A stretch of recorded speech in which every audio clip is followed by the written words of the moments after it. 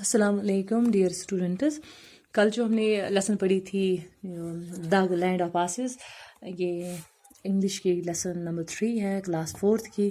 تو کل ہم نے لداخ کے بارے میں پڑھا تھا، کل ہم نے اس کی جیوگرافی کے بارے میں پڑھا تھا اور اس کی لوکیشن کے بارے میں پڑھا تھا.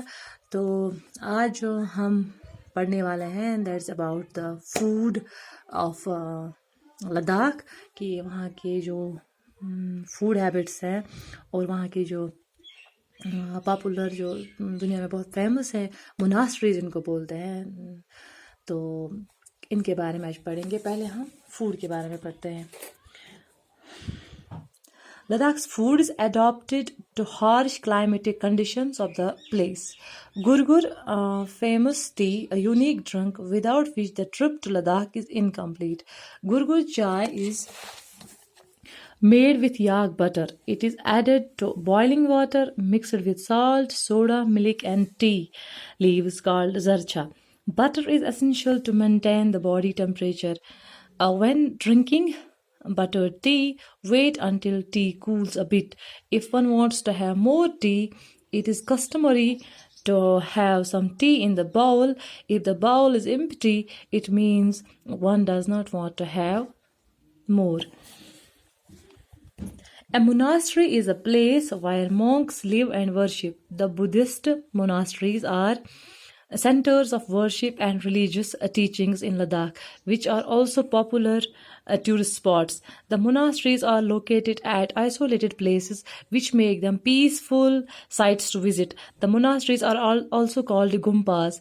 Sculptures and scriptures added to the beauty of these monasteries. Some of the famous monasteries in Ladakh are Hemus Monastery, Alchi Gumpa, Bardan Monastery, Diskit and Hundar Gumpa, Karsha Monastery, etc.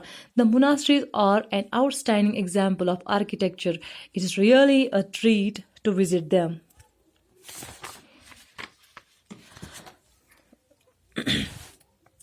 کل میں نے آپ کو بتایا تھا کہ جو لداخ میں جو 2 اسپیشلٹیز ہیں، لداخ کی جو 2 خاص چیزیں ہیں ان کے بارے میں ہم پڑھیں گے، اور وہ خاص چیزیں ہیں ایک گرگر ٹی اور دوسرے ہیں موناسٹریز. تو پہلا جو یہ جو گرگر ٹی ہے یہ بہت ہی مشہور ہے، یہ ایک ڈرنک ہے، اٹس لائک ٹی یِتھ پٲٹھۍ أسۍ نُن چاے چھِ چٮ۪وان یِتھَے پٲٹھۍ ؤنۍ تو یہِ چھِ اَکھ نُن چاے ہِنٛدۍ پٲٹھۍ یِوان بناونہٕ اَکھ چاے اَکھ. تو یہ جو لداخ کا جو ٹیمپریچر ہے وہ بہت ہارش ہے، وہاں کا کلائمیٹ بہت ہارش ہے کیونکہ وہاں زیادہ سردیاں پڑتی ہے، بہت اونچائی پر ہونے کی وجہ سے بہت سردی ہوتی ہے، اور وہاں پر ایک دنیا کی سب سے جو بڑی گلیشیئر بھی ہے، اس کی وجہ سے بھی وہاں کا ٹیمپریچر -50 ڈگری تک چلا جاتا ہے. تو وہاں پر جو لوگ ہیں وہ ایک فیمس ایک ڈرنک بناتے ہیں جس کا نام ہے گرگر چائے، گرگر ٹی. تو اس گرگر ٹی کو پینے کے بغیر جو لداخ کی ٹرپ ہے یہ انکمپلیٹ رہ جاتی ہے. تو کہتا ہے کہ یہ جو یہ بہت فیمس چائے ہے، جو لداخ کی جو فیمس ڈرنک ہے، اس میں سے یاک کا جو وہاں پر پایا جاتا ہے، yak it's like a cow like animal, تو جو لداخ میں پایا جاتا ہے، تو اسی کے دودھ سے بنی جو بٹر ہوتی ہے اس چائے میں وہی ملائی جاتی ہے. تو جیسے ہم نمکین چائے بناتے ہیں گھر میں پانی میں بوائلنگ واٹر میں، جب ہم ٹی لیوز ڈالتے ہیں، اس کے بعد اس میں تھوڑا سا جو سوڈا ڈالتے ہیں اور سالٹ ڈالتے ہیں، پھر دودھ ڈالتے ہیں، ویسے ہی یہ بھی اسی پروسیجر کے جیسے ہم بناتے ہیں چائے، اسی پروسیجر کو فالو کرتے ہیں. اور جو یہ لیوز جو ٹی لیوز ہیں ان کو زرچھا بولتے ہیں. فرق صرف اتنی ہے کہ اس میں یاک کی بٹر بہت زیادہ ملائی جاتی ہے، کیونکہ butter essential to maintain the body's temperature. اس بٹر کی وجہ سے یہ چائے میں اس لیے بٹر زیادہ ڈالتے ہیں کیونکہ اس سے باڈی ٹیمپریچر مینٹین کرنے میں بہت مدد ملتی ہے. تو جب آپ کبھی وہاں جاؤ گے تو یہ کہتے ہیں کہ چائے پینے کے لیے آپ کو تھوڑا ویٹ کرنا پڑے گا جب تک کہ تھوڑی سی یہ چائے ٹھنڈی ہو جائے، اس کے بعد اس کو پینے کا زیادہ مزہ آتا ہے.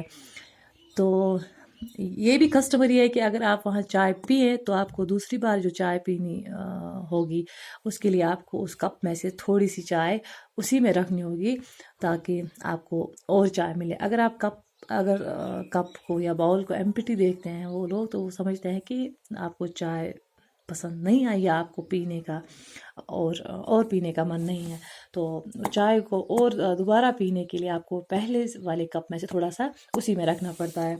تو اور ایک چیز ہے جو لداخ کی بہت فیمس ہے، وہ ہے وہاں کی موناسٹریز، یعنی جو وہاں کی جو عبادت گاہیں ہیں جہاں بدھسٹز لوگ جو وہاں عبادت کرتے ہیں ان کو موناسٹریز بولتے ہیں۔ لائک جیسے ہم اپنے یہاں مسجدوں میں نماز پڑھتے ہیں یا مندروں میں پوجا ہوتی ہے، اسی طرح سے لداخ میں جو بدھسٹز آئے وہاں پر زیادہ جو بدھسٹ لوگ ہیں وہ ان موناسٹریز میں these are the place of worship and holy places.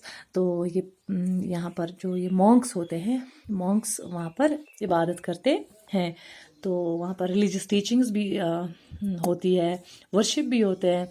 تو لداخ میں جو بہت ساری موناسٹریز ہیں جو کہ دنیا بھر میں مشہور ہے، جو اپنی آرکیٹیکچر کی وجہ سے، ڈیزائنز کی وجہ سے، یا جن پہ جو نقش و نگاری کی وجہ سے پوری دنیا میں مشہور ہے۔ اور جو یہ موناسٹریز ہے یہ لوکیٹڈ ہے آبادی سے دور، یعنی جہاں پر لوگ رہتے ہیں ان پلیسز سے یہ بہت دور ہے، جس کی وجہ سے وہاں بہت پیسفل ماحول رہتا ہے، اور لوگ جو ہیں وہاں بہت پیس فیل کرتے ہیں، کیونکہ لوگوں سے یا آبادی سے یہ پلیسز جو ہے بہت دوری پر ہے، اور یہ بہت ہی بیوٹیفل ہے، ان کا آرکیٹیکچر، ڈیزائن، سب کچھ بہت ہی بیوٹیفل ہے، اور ان کی وجہ سے لداخ میں زیادہ وزٹرز آتے ہیں۔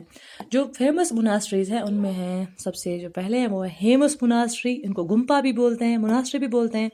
ہیمس موناسٹری ہے، آلچی گمپا ہے، باردان موناسٹری، ڈسکت اینڈ ہنڈر گمپا، کارشا موناسٹری، یہ سب ان موناسٹریز کے نام ہیں جو کہ بہت ہی فیمس ہیں پوری دنیا میں۔